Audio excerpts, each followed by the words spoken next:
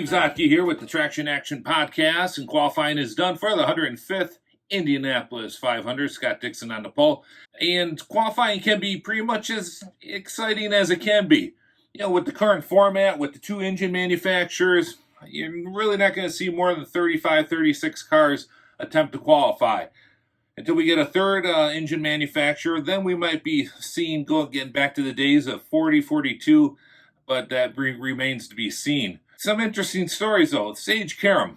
You know, it's not a direct comparison, but kind of harkens back to the old days. You know, when people think of qualifying, they think of those hired guns. Guys like Eddie Johnson, a driver from the 50s and 60s, drove in 13 Indianapolis 500s. Over half of them he qualified on the final weekend.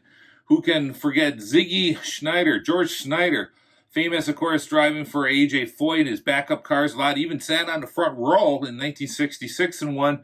He drove in 22 Indianapolis 500s, 13 of them for A.J., and I think he was on the last row 4 times, including 35th one year in 1979.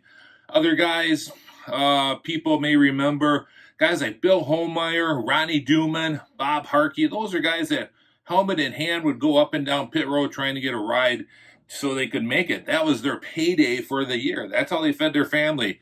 And then later, you know, kind of guys like, you know, like Jimmy Kite, Stefan Gregoire, those are the other guys that were kind of the last of those hired guns trying to get into a car and get into the Indianapolis 500.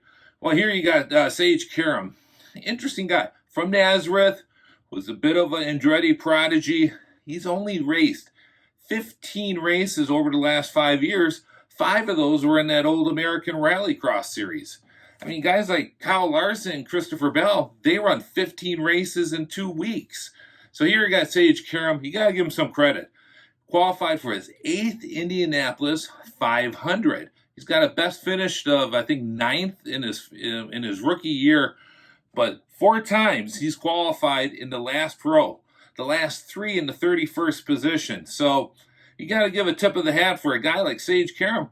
Doesn't get a lot of track time. Sticks it into the show every time. He's been pretty successful doing that. Let's see what he can do on Sunday.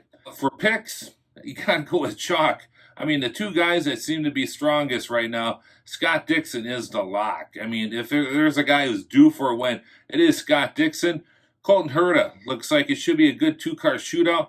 But then you got young guns like Renus VK, you got Pato Award.